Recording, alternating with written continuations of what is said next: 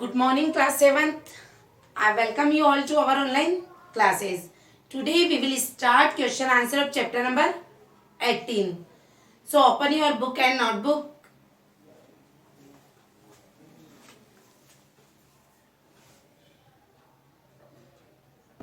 देखिए question number first, पूछे गए प्रश्नों के उत्तर लिखिए। कई घंटों के उपचार का क्या परिणाम निकला? 3-4 मास में गिल्लू के शरीर पर कौन सा लक्षण उभर आया? कि 3-4 मास में क्या फ़र्क पड़ा और उसके शरीर पर कौन सा लक्षण उभर आया?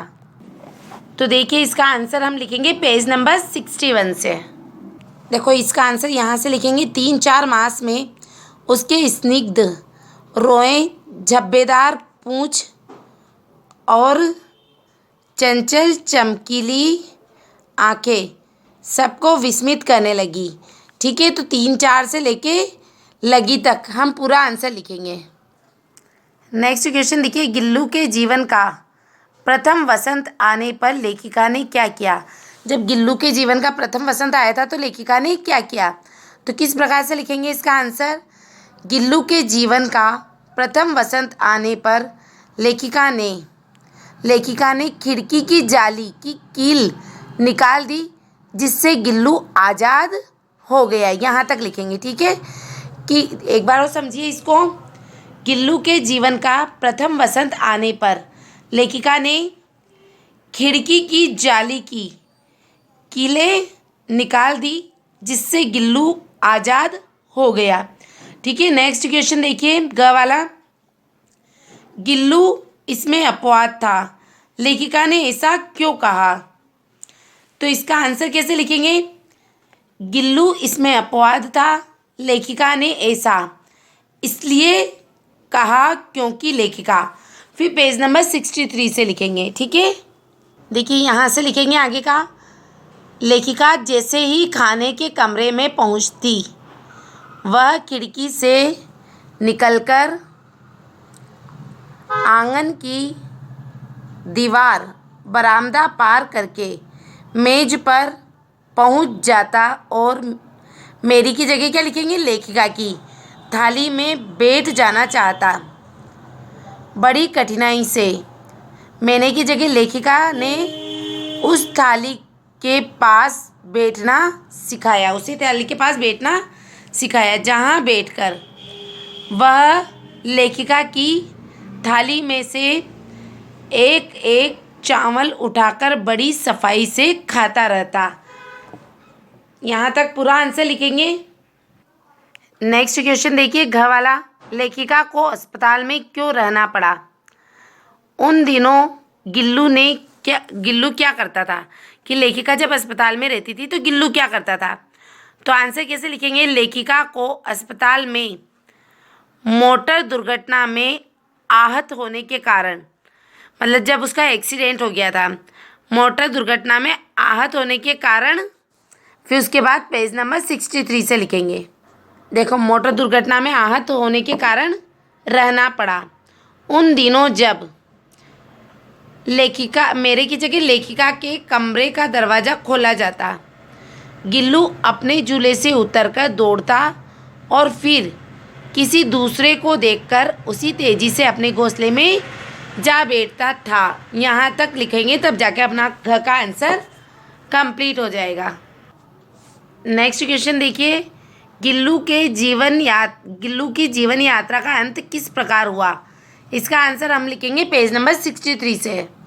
देखिए पेज नंबर 63 से हम यहाँ से आंसर लिखेंगे। गिलहरियों के जीवन की अवधि 2 वर्ष से अधिक नहीं होती, अतः गिल्लू की जीवन यात्रा का अंत आ ही गया। क्या? कि गिल्लू की जीवन यात्रा का अंत आ ही गया था। दिन भर उसने न कुछ खाया न बाहर गया। रात में अंत की यातना में भी वह झूले से उतरकर मेरे की जगह लेखिका के बिस्तर पर आया और ठंडे पंजों से मेरी की जगह लेखिका की वह उंगली पकड़कर हाथ से चिपक गया, जिसे उसने अपने बचपन की मरणासन स्थिति में पकड़ा था।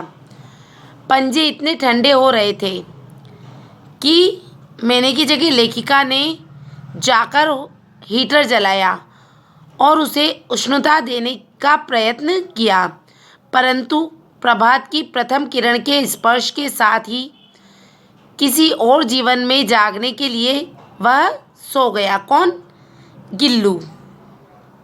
जब आप यहाँ तक पूरा आंसर लिखोगे तो ड वाले का पूरा आंसर कंप्लीट हो जाएगा।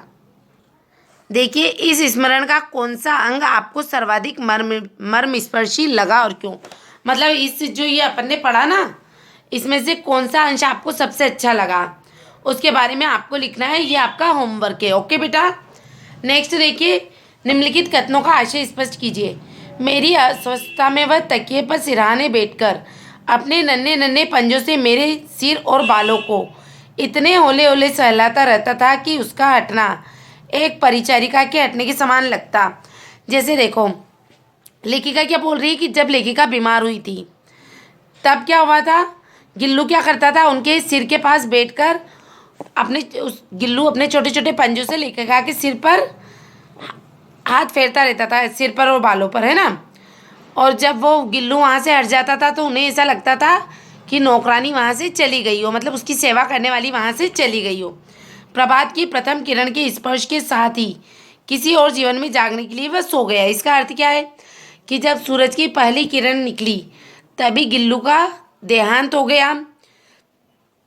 अब देखो, हमने सुना है कि जब देहांत होता है तो आत्मा अमर है, तो क्या है कि गिल्लू का मान लो गिलहरी के जीवन के रूप में तो अंत हो गया, लेकिन किसी और जीवन में जाने के लिए, मतलब देखो, हम कहते हैं कि इंसान मरता नहीं, इंसान मरता है, उसका शरीर मरता है ना, और आत्मा अमर होती है।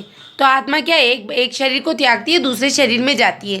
तो मतलब हम क्या कर रहे हैं, गिल्लू क्या कर रहा है, एक शरीर को त्याग के दूसरे शरीर में जाने की तैयारी कर रहा है, इसलिए वह एक शरीर को छोड़ चुका है। नेक्स्ट देखिए, सही उत्तर पर सही का निशान लगाइए।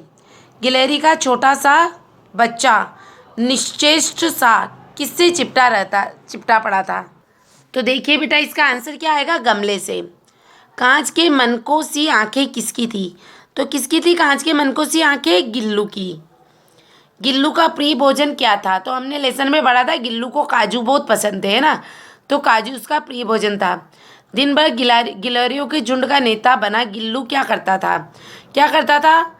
डाल पर उछलता कूदता था, मतलब एक डाल से दूसरी डाल पर वो उछलता कूदता रहता था। नेक्स्ट देखिए, गिलहरियों के जीवन की अवधि लगभग कितनी होती है? तो कितनी होती है? 2 वर्ष। नेक्स्ट देखिए, 2 पर्यायवाची शब्द लिखिए। प्रभात को हम सुबह भी बोलते हैं और सवेरा भी बोलते हैं। इसी प्रकार गात का अर्थ होता है शरीर या बदन। आँख के पर्यायवाची नेत्र और नयन। फूल के पर्यायवाची पुष्प और सुमन। पानी के पर्यायवाची जल और नीर। मुक्ति का अर्थ होता है मोक्ष या निर्वाण। नीचे लिखे अनेकार्थी शब्दों के 2 अर्थ लिखिए। जैसे हर हम महादेव को भी बोलते हैं, शंकर भगवान को, और गधे को भी बोलते हैं, ठीक है। तो हर का अर्थ लेते हैं हम, 2 अलग अलग अर्थ है, एक है महादेव और दूसरा है गधा। पत्र का अर्थ होता है चिट्ठी और पत्ता। पत्र हम चिट्ठी से भी पत्र बोलते हैं और पेड़ के पत्ते से भी हम पत्र बोलते हैं। जाली को हम फंदा भी बोलते हैं और जाला भी बोलते हैं, ठीक है। डाल का अर्थ होता है शाखा या किसी चीज़ को डालना। खाता होता है बैंक का खाता, और एक खाता होता है खाना खाता, है ना। बाल हम बालक को भी बोलते हैं और केश को भी बोलते हैं। केश मतलब बाल। उपसर्ग और मूल शब्द छांट कर लिखिए।